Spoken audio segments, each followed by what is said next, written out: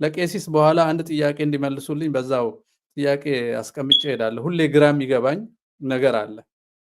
አንደኛው ገመና መሸፈን የሚሉት መደበቂያና እውነት መናገር ልዩነታቸውና አንድነታቸውን በኋላ እንዲያነሱልኝ ፈልጋለሁ። አንድ ሁለተኛው ጥያቄ ይሄን ሁሉ የሚሰሩን ጳጳሳት የሆኑ ሰዎች በቆሎ ትምህርት ቤት በአብነት ትምህርት ቤት ያለፉ ከሆነ አብነት ትምህርት ቤት ውስጥ የሚሰጥ መርዝ አለ ወይ? ምንድነው አስተካክሎ እንዲያበላሻቸው? አርሲ ያለው አባት አርሲ በስራቸው ያለውን መታረድ መሰደድ አይናገሩም። ጅማ ያሉት የጅማን ክርስቲያን መሰደድ መታረድ ሱቅ መቀማት መነወር አይናገሩም። ምስራቅ ሸዋ ያሉት ጭራሽ ዙቃላ ሄደው ዞር በሉና በቃ ገዳሙን ትታችሁ ሌላ ጊዜ ሰላም ሲሆን ትመለሳላችሁ ተውላችሁ ብለው ገዳም ለማዘጋት የሚሰሩ ናቸው። የዝዋይ ገዳም ሲዘጋ ዝም ብለው ያሉ፣ ዛይ የሚባል ብሔር ሲጠፋ ዝም ብለው ያሉ ሰው ናቸው። ፓትሪያርኩ ትግራይ መከራ ሲደርስ ፈረንጅ በድብቅ ወደ ኦፊሳቸው ጠርተው ትግራይ ጄኖሳይድ ይካሄዳል ብለው ተናግረዋል። አሁን በህዝብ ላይ የሚካሄደውን ደብቀውም ቢሆን መናገር አልፈለጉም። አሜሪካ እንኳን ሄደው ሳይናገሩ ተመልሰዋል። የጎጃሙ ልጆቻቸው በድሮን ሲያልቅ አይናገሩም እና መምህራን ተብዬዎቹ ሜዳ ህዝቡን ሞልተው ነጭ አልብሰው ግማሽ አካሉ እየነደደ እየሞተ እየተቆረጠ ዘምር ዝለል እልልበል አጨብጭብ ይላሉ። እና አብነት ትምህርት ቤት ውስጥ ምንድነው የሚሰጠው? ድራማ ነው የሚማሩት ወይስ የእውነት መንፈሳዊ ህይወት ነው የሚማሩት? መንፈሳዊና ክርስቶስ መምሰልና መስዋዕትነት ከሆነ እነዚህ ከየት ነው የመጡት? መቼስ ከዩኒቨርሲቲ አልወጡም፣ ከአብነት ነው የመጡትና አብነት ትምህርት ቤት ላይ ጥያቄ ማንሳት ግዴታ ሆነብኝ። ምንድነው ተስተካክሎ መጥፋት? ምንድነው እውነት አለመናገር? ምንድነው ለሆድ መኖር? ምንድነው ዘረኛ ሲመጣ ዘረኛ መሆን፣ ኮሚኒስት ሲመጣ ኮሚኒስት መሆን? ከየት የመጣ ትምህርት ነው? ይሄንን መምህር እንዳው የአብነቱ ችግር አለበት ወይ? የሆነ ችግር የሆነ የተጣበቀ የራሱ ያልሆነ የተጣበቀ አለ ወይ ነው? ሌላው ገመናና እውነት መናገር የሚለውን ይመልሱልኝ። ይሄንን ሴንሰርሺፕ ማን እንደጫነብን አላውቅም። እናንተ ቤተክርስቲያን ሰዎች ናቸው ወይስ ፖለቲከኞች ናቸው ይላሉና ስለ ሀገር ማውራት ያለበት ሃይማኖት የሌለው ሰው ብቻ መሆን አለበት የሚል አይነት ነገር ይመስላል።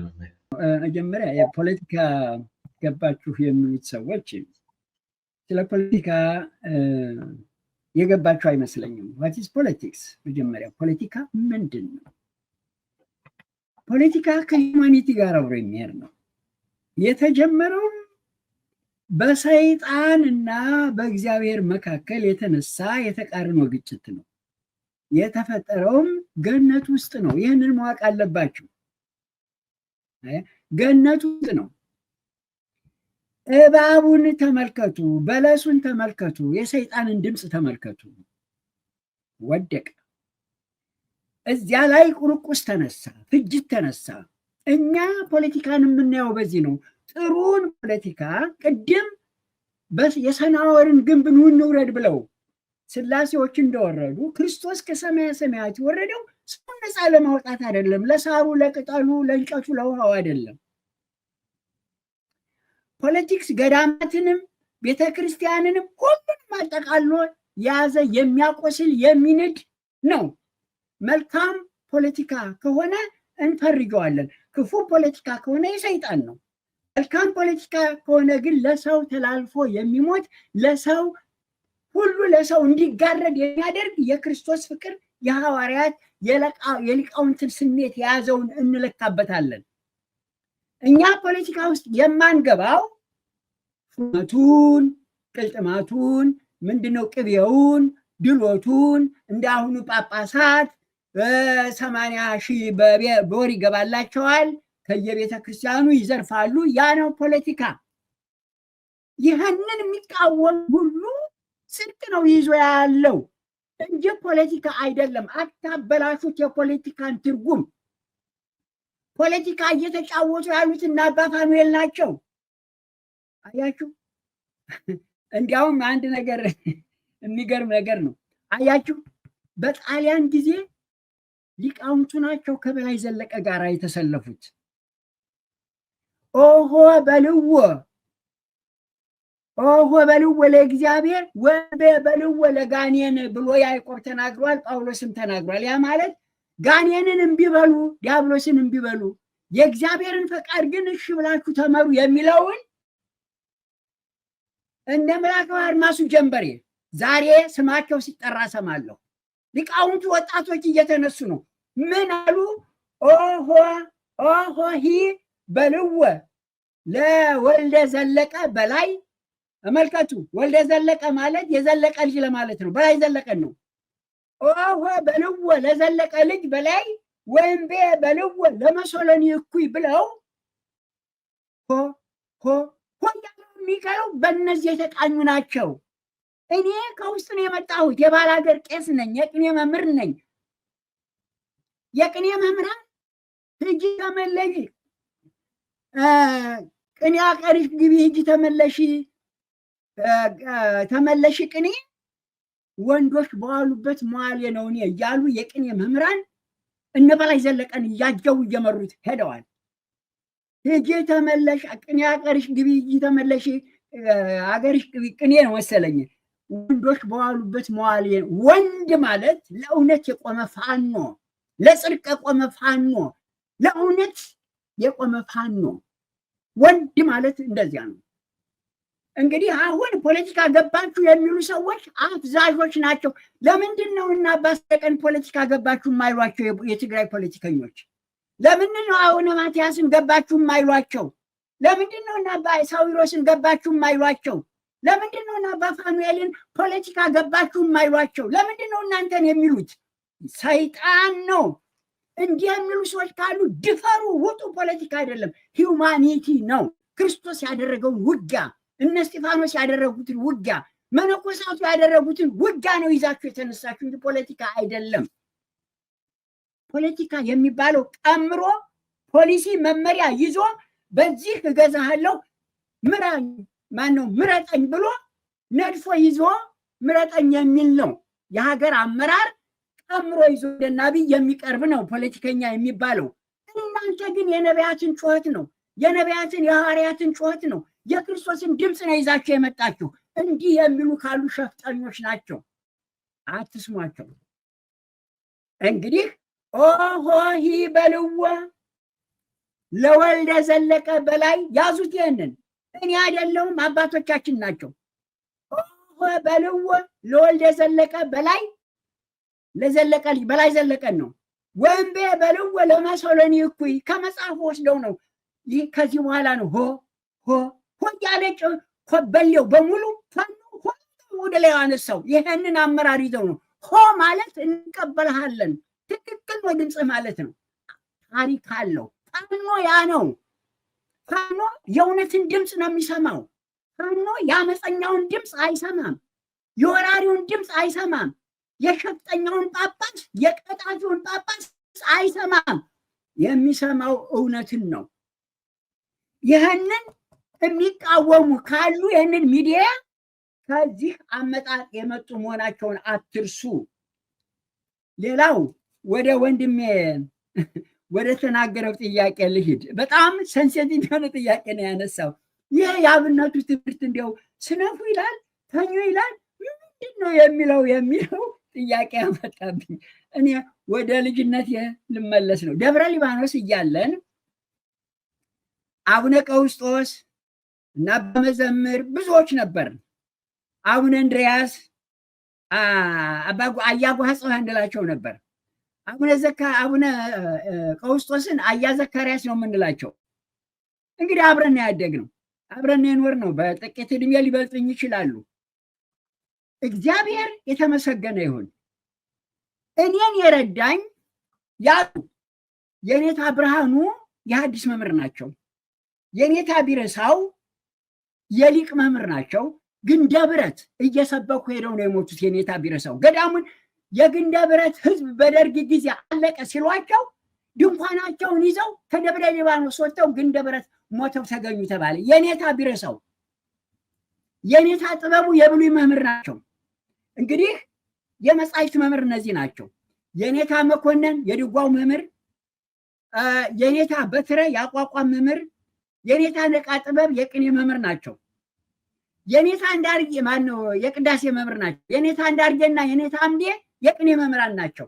እነዚህ ተሰብስበው ዓርብ በኔታ ፍስሐ ቤት ሚስጥር ማደላደል የሚባል ጉባኤ ያላቸው ዓርብ ይችን ያዙልኝ። እኔ ከቅኔ ቤት ወጥቼ አላቅም። መጽሐፍ ቤት እያለሁ ቅኔ ዘርፋለሁ እንዳረሳው። የቅኔ መምህሮቼ ናቸው። አብሬ ቅኔ ዘርፋለሁ፣ ግስም እገሳለሁ። መጽሐፍ ቤት ነው የምውለው። ከውሻ ገደል ፍኖተ ጽድቅ ይባላል። የኔታ አምዴን መርቼ ጉባኤው አመጣለሁ። የኔታ አንዳርጌም እዚያው ገዳሙ አካባቢ ነው የሚኖሩ። ሁለቱም አይነ ስውራን እየመራው ሄዳለሁ። ከጉባኤ ተለይቼ አላቅም። ያቺ ጉባኤ የአርባርዋ ጉባኤ ሚስጥር ማደላደል ትባላለች። በደንብ አድርጋችሁ ስሙኝ። እያንዳንዱ ሊቅ የሙያውን ሊትሬቸር ይዞ ይቀርባል። የኔታ ፍስሐ በጣሊያን ጊዜ ሲዋጉ የማይጨው ሰው ናቸው። ጥይት መቷቸው ምላሳቸው አብረን ካልኖርን በቀር ድድድ ነው የሚሉት። ጥይት መቷቸዋል። በጣም ሊቅ የመጨረሻ ሊቅ ናቸው። በዋርላ በድላንታ በጎጃም በጎንደር በሸዋ በትግሬ ያሉት ሊቃውንት የሚተረጉሙትን ሁሉ አንድምታ በሙሉ ይዘውታል። እነዚህ ሰውዬ ጋር ይሰበሰባሉ። የቅዳሴውንም ሊትሬቸር፣ የመዝሙሩን ሊትሬቸር፣ የጥሬ ዜማውን ሊትሬቸር፣ የሁሉም ሊትሬቸር ይዘው ይቀርባሉ። እዚያ ጉባኤ ላይ የብሉይ ሊቅ እስመ ነፍስ ተሃድር በደም የሚል ነገር አመጡና የነፍስን ጠባይ ሲመረምሩ የልጅ ነፍስና የሽማግሌ ነፍስ አንድ ናቸው። የሽማግሌ ነፍስም የህፃን ነፍስ ነው፣ አንድ ናቸው አሉ። አንደኛው ምን አሉ? እንዴ ታዲያ ለምንድን ነው የልጅ ነፍስ ወዲያው የማትናገር እንደተወለደች? ነፍሳቱ እኩል እውቀት ካላቸው አሉ። የኔታ ፍስሐ ምን አሉ?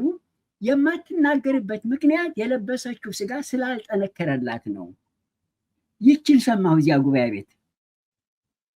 ይችን ሰምቼ በሚቀጥለው ሰኞ ነው ማክሰኞ መደበኛው ጉባኤ ቤት ስንነጋገር አያ ዘካርያስ ዛሬ አቡነ ቀውስጦስ እዚያ ሲመሩን ይችን ብቅ አደረግኳት እዚያ ትምህርት ቤት። ለካን መንፈስ ቅዱስ ገልጾለት ነው እንዴ ከየት አመጣው አስተራዬ ብለው እስካሁን እንደዚህ ጠቅሷታል። አቡነ ቀውስጦስ አስተራዬ ነፍስ የማትናገረው ስጋዋ ስላልጠነከረላት ነው አለ እያሉ ይናገራሉ። ለእኔ የጠቀመኝ ያቺ ጉባኤ ቤት ናት። ወደ ጥያቄ ልመለስ። አንድምታው አንድም እያልን የምንማረው አንድም በዚህ መንገድም እንደዚህ ይላል፣ በዚህ መንገድም እንደዚህ ይላል፣ በዚህ መንገድም አንዱን ጥቅስ ለምሳሌ ፍሮም ሌጋል ፖይንት ኦፍ ቪው፣ አንትሮፖሎጂካል ፖይንት ኦፍ ቪው፣ ሂስቶሪካል ፖይንት ኦፍ ቪው ፖይንት ኦፍ ቪው ለማለት ነው አንድምታው። ሄዶ ግን አንድምታው የሚያርፈው ይስ አይደለም ብለው ኦርቶዶክስ ላይ ነው የሚያስሉት። ሚስጥር ለማደላደል እድሉ የሌላቸው ሁሉ አሁን ዛሬ የምሰማው በአንድምታ የተነገረውን ሁሉ እያግበሰበሱ ለንጽጽር የመጣውን ሁሉ መለኪያ ያደርጉታል። ያ ነው ችግር የመጣው። ጉባኤ ቤት መጽሐፍ ቤት ተማርኩ የሚለው ሁሉ ሚስጥር ማደላደል የሚባለው ካልተሳተፈ በቀር ጉባኤ ቤት ስለነበረ የኦርቶዶክሱን መንጥሮ ያውቋል ማለት አልችልም። አሁን ችግሩ የተፈጠረው ይሄ ነው። ለካ ወይም የታተመውን ያነባል ወይም ጉባኤ ሳያደላድል አንድምታውን ብቻ አንድም የሚለውን ተሸክሞ ወጥቶ በአንድምታ ለንጽጽር የተጠቀሰው ሁሉ ኮምፓራቲቭ ቲዮሎጂ የሚባለውን ነው። ያንን ለማስረጃ ሲጠቅሱ ሰማለሁ። ያ ስህተት ነው። ወንድሜ ጥያቄ ትክክል ነው። አዎ እንዲያውም ይችል ልጨርሳት። እዚያ ደብረ ሊባኖስ እያለን ስሙት እዚህ ይለኛል አባ ተገኝ የሚባልና ሌላ ልጅ እግር መነኩሴ ከገዳም እየወጣ ሴቱን ሁሉ አተራመሰው። ጸበልተኛ ሆኖ የመጣውን ውሻ ገደል ሴቱን ሁሉ አባለገው። እሱ ብቻ አይደለም፣ ሌሎች ወጣት መነኮሳት ጫጋል እየሄዱ ፍቼ እየሄዱ ክስ ወደ ደብረ ሊባኖስ መጣ። አረ መነኮሳቱ ሀገር አበላሹ። የኔታ አምዴ እሳት ጎርሰው ተነሱና ቅኔ ዘረፉ። የኔታ አንዳርጌም ደገፉት። አሁን ከገዳሙ ሁለቱን የቅኔ መምህራን ተቃውሞ ተነሳ በገዳሙ። እንዴ የቤተ ክርስቲያኑን ስም ሊያጠፉ፣ የመነኮሳቱን ስም ሊያጠፉ፣ የገዳሙን ስም ሊያጠፉ ነው እነዚህ የቅኔ መምህራን ይወገዱልን የሚል ችግር ተፈጠረ። እነማን ናቸው ለመሆኑ እነዚህ የሚሉት ሲባል ለካ ንክኪ ያላቸው ሐሜቱ እነሱ ጋር እንዳይደርስ ነው አታንሱት የሚሉት። ተመልከቱ። ለምንኩስናው ያዘኑ መስለው ለቤተ ክርስቲያን ያዘኑ መስለው ያ ነገር እየጎላ ቢመጣ እነሱ ጋር እንደሚደርስ ፍርሃት የያዛቸው ናቸው። ለካ ኧረ አታንሱ፣ ኧረ ይህንም አታንሱ፣ ኧረ ቤተ ክርስቲያን አጉደፍ ነው የሚሉት ችግር ያለባቸው ሰዎች ናቸው ብለው ሁለቱ ቅኔ መምህራን ተነሱ። ከዚያ በፊት ግን ለካን እንዲህ ያለ ዘመን ገጥሟቸው እነንታምቤን ከነንታምቤ በፊት የነበሩት ሊቃውንት እንዲህ ያለ ነገር ገጥሟቸው መወድስ ቅኔ የተዘጋጀ ነሯል። ያን ጠቀሱት። ያንን መወድስ ልጥቀስላችሁ። አይቴኑ ነሐውር አይቴኑ ለነውር ብሔረ ሙላዱ። አያችሁ፣ አይቴኑ ለነውር ብሔረ ሙላዱ በውስተ ኩሉ ብሔር እስመ ከመ ነግድ ይሄሉ ትምህርተ ዝ ነገር ከመይት ጋር ለኩሉ ሀጥ ይሳለቅ ላይለ ጻድቃን ከመ ዘንጹህ ወሰናይ ባህሉ መወድስ ነው። ከዚያ በፊት ለካን እንዲህ የሚሉ ሰዎች ተነስቶ አንድ ሊቅ ያን ተቀኝቷል። መወድስ ነው። የኢትዮጵያ ቤተክርስቲያን በዝክረ ቅኔዋ ነው ችግሯን የምትገልጽበት እንጂ መጽሐፍ ቅዱስ በማንበብም አይደለም። መጽሐፍ ቅዱስ ደረቅ ቴዎሎጂ ነው፣ እናውቀዋለን። ማንም አንብቦ ሊረዳ ይችላል። የኢትዮጵያን ችግር ግን ኮርስ በመውሰድ በደረቅ በዘመኑ ቴዎሎጂ የኢትዮጵያን ቤተክርስቲያኗን ማያውቋትም። ምን ይላል ይሄ? አይቴኑ ምንድነው? ለነውር ይልና ኧረ የነውር ሀገሩ የት ነው? ወዴት ነው የምንፈልገው? ወዴት ነው የምንሄደው? እያለ የቅኔ መምህሩ ይፈልጋል። ትምህርተ ዝ ነገር ከመዝጋር ለሁሉ ግልጽ ይሆን ዘንድ ይሉና ሀጥ ይሳለቅ ላይለ ጻድቅ ከመዘ ንጹሕ ወሰናይ ባህሉ። እንዲህ አረጉር ነው ይልና ይችኛዋ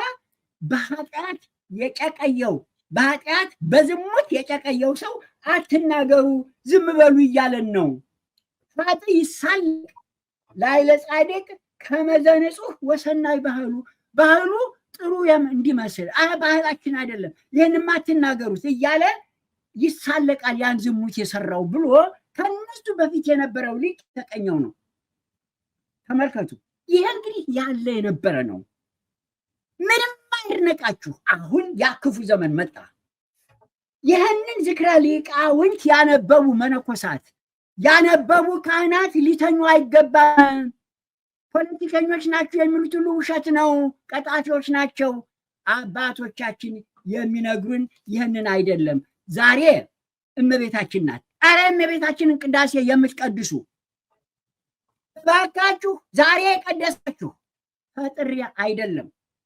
ምንድን ነው የሚለው ቅዳሴው? የእመቤታችን ቅዳሴ ኦ አበዊነ ንቡራነ እድ ስዩማን እለመትለው ሐዋርያት እስመ ነሳይናክሙ አስተብቃነ ለነ ለሀበ እግዚአብሔር ወነሳይናሆሙ በማይሊን አስተብቃነ ለነ ለሀበ።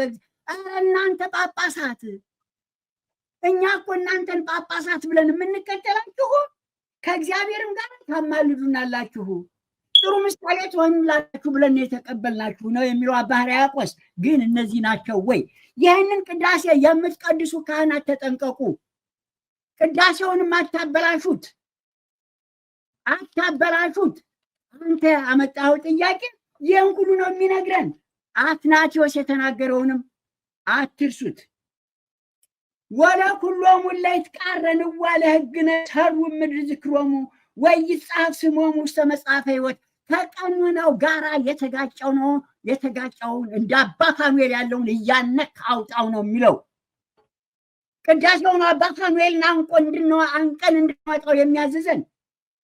ወለኩሎሙ ለይትቃረንዋ ለሕግነ ሰሩ ምድር ዝክሮሙ ወይጻፍ ስሞሙ ውስተ መጽሐፈ ሕይወት። ለእነ ፋንቱ ሁሉ የፋንቱም ስም ተጠቅሷል። እነ ፋንቱ ሁሉ መጥፎ ምሳሌ እየወሰዱ ምንም አይደለም እያሉ እያታካሱ የሚያሉት የጳጳሳቱን ይዘት ይዘው ነው። ይህንን ልጨርስላችሁ። እኔ ሀገረ ስብከት ያለሁበት ጋር የዛሬ ስንት ዓመት የማነው ትዝታው የሚባለው ዝሙት ውስጥ ወደቀ ተባለ። ይህን ስሰማ እንቅልፍ የለኝም፣ እንቅልፍ አጣሁ። ምክንያቱም በቤተ ክርስቲያን ውስጥ የተማርኩት እንኳን በአንዲት የኢትዮጵያ ቤተክርስቲያን ቀርቶ ባህታ አብያተ ክርስቲያናት በአንዲት ቢደርስ ጂኦግራፊ ወይም ቋንቋ ወይም የሀገሩ ፖለቲካ ካልከለከለኝ በቀር በቤተ ክርስቲያን ላይ ስህተት ከተፈጠረ ዝም ብዬ ይዤው እንድተኛ አንዲት ቤተክርስቲያን የምላቸው 5ቱን ነው። ያኔ ላይ አለ ትዝታው ያን ሲፈጥር ዝም አላልኩም፣ ደውዬ አነጋገርኩት። በሴት ተከሶ ተረጋግጦበት በዝሙት ሲያዝ ተመልከቱ። የክርስቶስ አርበኛ የማርያም ጠላት የታቦቱ ጠላት ሆኖ ኃጢአቱን ሽፋን አድርጎ መጣ። ይሄ ምንድን ነው ያሳየን? ማንም ይላል ክርስቶስ፣ ማንም በስሜ ቢመጣ ይሄ ሰው ማንም ነው። በኃጢአቱ ሲከሰስ ንስሐ ከመግባት ይልቅ ማርያምን እንደማያውቃት ታቦቱን ሲበላበት እንዳልኖረ ሲያታልልበት እንዳልኖረ ማርያም አታማልድም እንደዚህ ናት ታቦቱ እያለ ሲመጣ ደነገጥኩ። እንግዲህ ይሄ ሰው ከኛ ሁሉ በላይ እጥፍ ድርብ ገንዘብ ሲዘግ የነበረ ሰው ነው። በዝሙት ሲያዝ ያናመጣ ጳጳሱን ደውዬ አነጋገርኩ። ዛሬ እኛ ጋር የሉም። ጳጳሱ ወደ ኢየሩሳሌም ሄደዋል፣ ይስሙት። ሀገረ ስብከቱንም ደውዬ አነጋገርኩ። በስብሰባ ላይ አነሳሁት። እናንተ ሰዎች ምን እያደረጋችሁ ነው ስል እዚያ የነበሩ ካህናት ይስሙኝ። ሊቀ ካህናት ኃይለ ሥላሴ የሚባሉት ነበሩ ስራ አስኪያጁ። ይህን ሳነሳ እንዴ ጣልቃ አይግቡብን ያሉኝ። ያን ጊዜ ደነገጡ።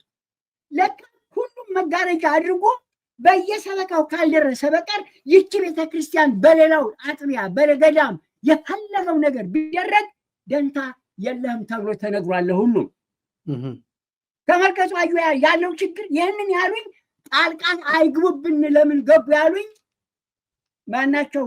ኃይለ ሥላሴ መላከ ማናቸው? ኃይለ ሥላሴ አሁን አባረዋቸዋል።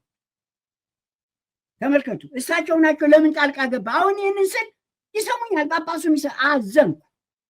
ሌላው ቀርቶ ይቺ ዘማሪቷ እዚያ ቦታ ሄዳ ብዙ ነገር ተሰርቶ የካህናቱ የመዘምራኑ ዝሙት ውስጥ ተረባረቡባት። በዚህ ምክንያት እንደወጣች አስቀድሜ ሰምቻለሁ። ዛሬ ይሄ ማን ነው ዘመርኩን ሲናገረው ሰማሁ። የዛሬ ስንት ዓመት ሰማሁትን ነው። እንግዲህ ይችን ቤተክርስቲያን የሚሳደብ ሁሉ በኃጢአት የሰከረ በኃጢአት የጨቀየ ነው። ፋንቱን አንስቻታለሁ። ፋንቱ ተከናንባ እነ መጋቤ ብሉይ ሰይፈን ተከናንባ አንተ መናፍቅ ውጣ ተነስ ብላ የተሳደበች ናት። ያን ብቻ አይደለም፣ ደብረ ሊባኖስ ገዳሙ የኔ ነው ብዬ አምናለሁ። ከገዳሙ 10,000 ብር ወስዳ ሰርቃ ጥባ የተቀመጠች ሴት ናት። መልሻን ገንዘብ አንቺ ስሪያ ማሰረር ነው ያዝሽው። ስምሽ ተጠርቷል። ባይጠራ የነበረ ኃጢአት አልጠቅስም። ፋንቱ ተጠንቀቂ፣ አያት ሆነሻል። ያን ሁሉ ይዘሽ ያችን ልጅ እንድትጠቃ አድርገሻል። እንደገና እዚህ ድረሻል። አንቺ የቤተክርስቲያን ሰው አይደለሽም። ንስሐ ግቢ። ገንዘቡንም መልሽ የተበደርሽውን። ሊቀ ማእምራን ዶክተር አማረ ይናገሩ ይውጡ። ተሸፍኗል። ያን ገንዘብ አታለሽ ወስደሽ ህዝብ እያለቀ ህዝብ እየሞተ ህዝብ እየተደበደበ አቅጣጫሽን እየቀየርሽ ዛሬ ስምሽ ወጣ። እፈሪ፣ ንስሐ ግቢ። የዲሲ ማርያም በዝሮት ያለችዋ ቤተክርስቲያን ጠይቋት፣ ክሰሷት። ይችን ሴት አትልቀቋት። አንድ ጊዜ አሜሪካ፣ አንድ ጊዜ እዚያ እየሄደች እያማታች ነው። ዛሬ ባይነሳም የድሮውን አላነሳም ነበር። ለምን? እይርሳስ መዘይት ረሳ። ቅዳሴው የሚነግረን እይርሳስ መዘይት ረሳ። የሰራ አይርሳ። የምንረሳው ግን አንድ ሰው ኃጢአት ሰርቶ ንስሐ ገብቶበት ከሆነ አናነሳው። አለቀ። ንስሐ ገብቷል። ያውን በ5 ዓመቱ መነሳት የለበት። አሁን ግን በኃጢአት ስህተት በስህተት ላይ እየተደራረበ ሲሄድ አሁን የምናየው ኃጢአት ያለፈውን ሁሉ እንድንጎትተው ያደርገናል። እንግዲህ ወገኖች፣ ይሄም ቄስ የተከሰተው ቄስ እዚህ ያለህ ቄስ በርታ፣ ሰንጥቀህ ውጣ። እኔ ብቻ አይደለሁም በል፣ ተናገር። ቤተክርስቲያኑን የሚነጥቅህ የለም። ቅዳሴውን ልቀቀው፣ ውጣው። ምክንያቱም ያጠመካቸው ልጆች ያቆረብካቸውን ሁሉ እናከብራቸዋለን። ለእነሱ ሁሉ እንጠነቀቃለን።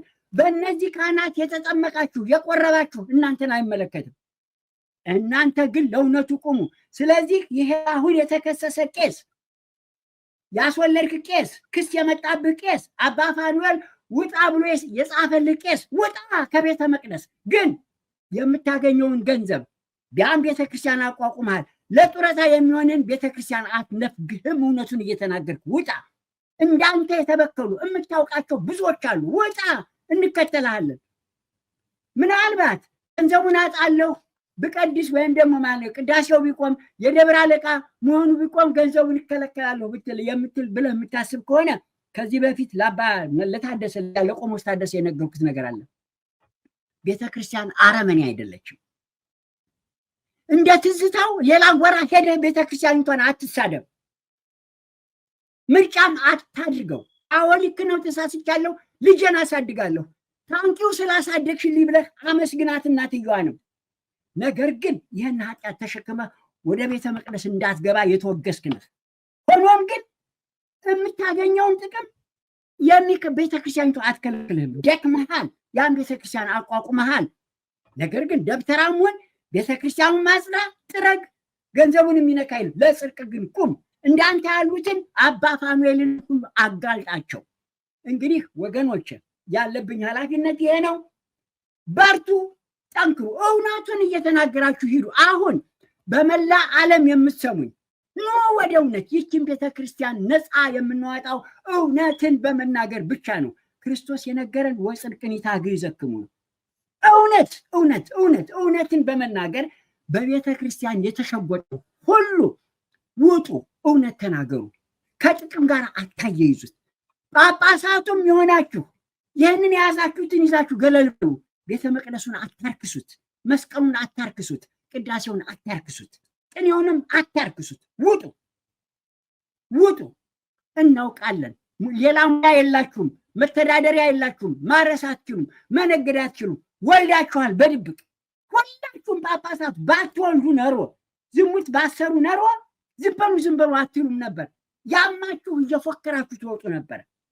ነገር ግን እናንተ ጋር ስለሚደርስ ከሌና አትንኩት፣ ምንኩስና አትንኩ፣ ገዳሙን አትንኩ፣ ቤተክርስቲያኑን አትንኩ የሚለው የዛሬ 200 ዓመት ነበረ። ደብረ ሊባኖስም ታይቷል። ስለዚህ ገመና ሸፍኑ ማለት ይሄ ነው። ይሄ ነው ገበና ማለት። ገበና ጥሩ ነው። ገበና ማለት አሁን እኔ በዝሙት በወርቅ ወዲያውኑ አንተ ብታየኝ አይቀባለሁ አንተ ኃጢአተኛ ነህ ብለህ መተህ ትነግረኛለህ። ሳትፈራኝ። ዋናው ህሊናን ብቻ ማክበር ነው። ያንተን ተግሳጽ ዝም ብዬ ገብቼ ስቀድስ ብታየኝ ልትቀበለው አይገባም። ከቻልክ ቅዳሴውን ጨርስ። ለምን ከውጭ የሚመጡት ለማስቀደስ የሚመጡት አንተ እኔ ሳደርግ ያየውን አላዩ። እነዚያ የመጡት ተማጽነው ቁርባኑን ስርዓተ ቅዳሴውን ተካፍለው ወደ ቤታቸው ለመሄድ ነው። ለእነሱ መብት ስትል ዝም በል። እንደገና ደግሞ ካህኑ የተሰየመው የእግዚአብሔርን መስዋዕት ለእንትን ለማለት ነው። በእግዚአብሔርና በህዝቡ መካከል ላለመግባት ህሊናን እንኳን ቢቆረቁርህ ዝም በል። ካልቻልክ ውጣ። ከወጣህ በኋላ ግን ካህኑን ያዘው። መጀመሪያ ለብቻው ንገረው። ቀጥል። እምቢ ካለ 2-3 ሰው አድርገህ ንገረው።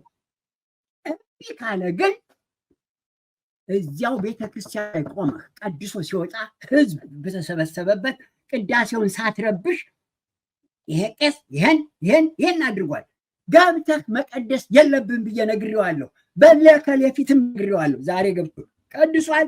ህዝቡ ሀይ አጽዳ ቤተክርስቲያን እኔ ራሴ ታጥቤ ወጥቻለሁ ብለህ መስክረህ ሂድ ነው የሚለው መጽሐፉ እንጂ ከነ ኃጢአቱ ይዘህ ተሸክመህ ሂድ። ታደግ የሚለው ግን መንፈሴ እንደተሰበረ ስታውቅ እኔ አቡነ ኤዎስጣቴዎስን ታደጊያቸዋለሁ። ይኸውላችሁ ዝሙቱን ፈጽመው ከዩኒቨርሲቲው ተባረው ሳያትል ሲሄዱ እግዚአብሔር ይስጠው ሳሙኤል ብርሃኑ የሚባል አዱኛ ፈይሳ የሚባለውን ያቋቋመው ጥሩ ልጅ ነበረ። በጣም ጥሩ ልጅ፣ የእሳቸው ጓደኛ ነው።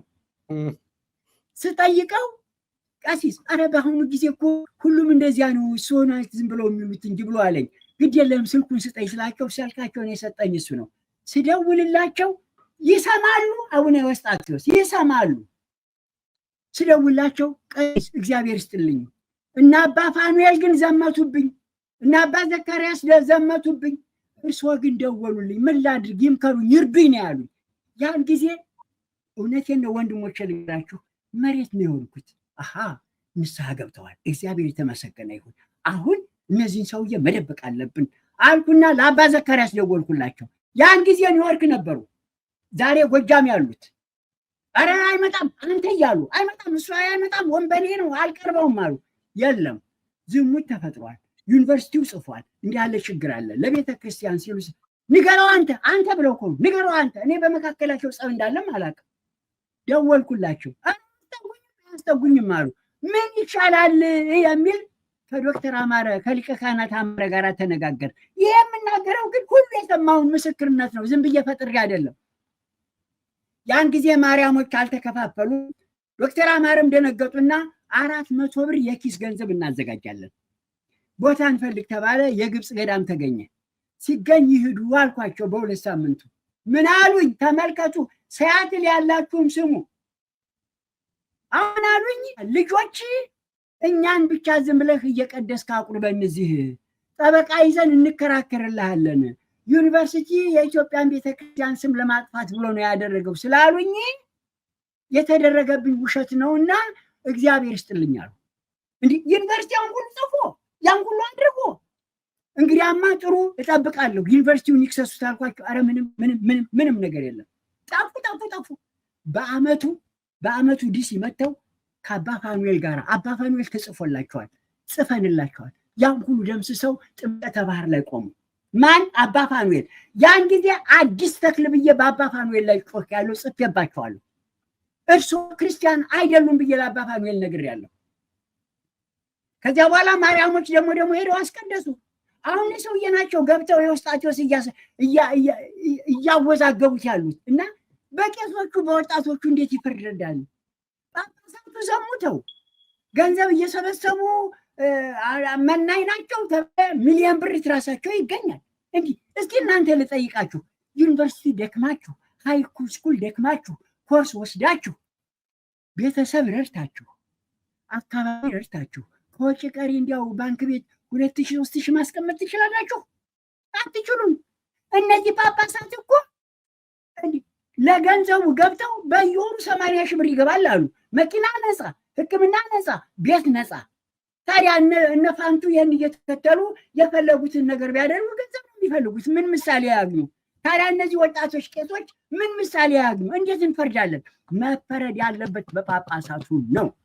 አቡነ ማትያስን አንስተሃል። አቡነ ማትያስ ራሳቸው አቡነ ፋኑኤልን በገንዘብ ገባ ካሉ በኋላ ከሱ ጋር እንደገና ሲኖዶስ ሲቀመጡ አቡነ ማትያስ ሞቱ። እዚያ ላይ በገንዘብ ገዛው ካሉ ጋር አብረው ሲኖዶስ ከተቀመጡ እሳቸውስ ማን ናቸው?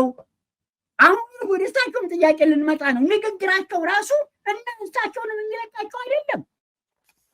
እንግዲህ ወገኖች አሁን ህዝቡ ሆይ ስማ፣ ክርስቲያን ስማ፣ አዳምጥ። እውነተኞች መነኮሳት፣ እውነተኞች ጳጳሳት፣ እውነተኞች ካህናት ካላችሁ ለራሳችሁ ስትሉ ወደ እኔ ይመጣል ብላችሁ የምትፈሩት ካለ አይዟችሁ፣ ገንዘባችሁ አይነካም። እውነቱን ግን ተናገሩ። ለእናንተ እንቆማለን። እስካሁን ደክማችኋል። ቤተክርስቲያን ጨካኝ አይደለችም። ብዙ ሀብት አለ። የምታገኙትን የሚነካባችሁ ማንም የለም። ውጡ ግን ተናገሩ። ውጡ ተናገሩ።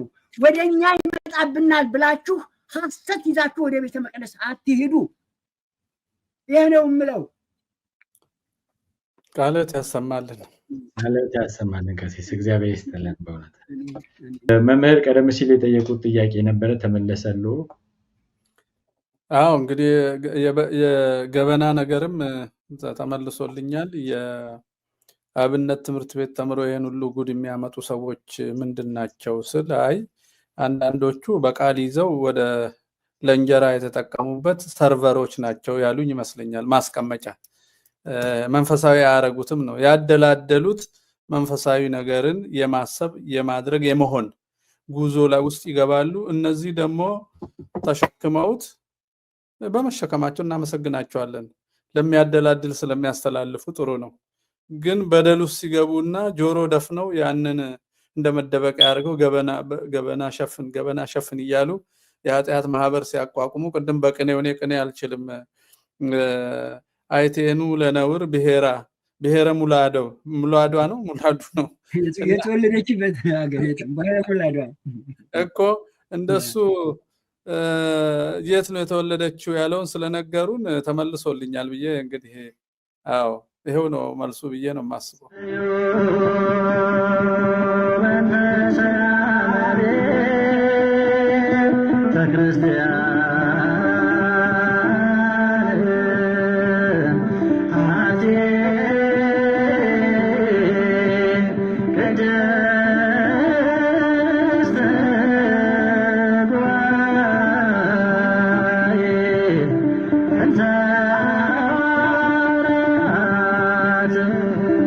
Return.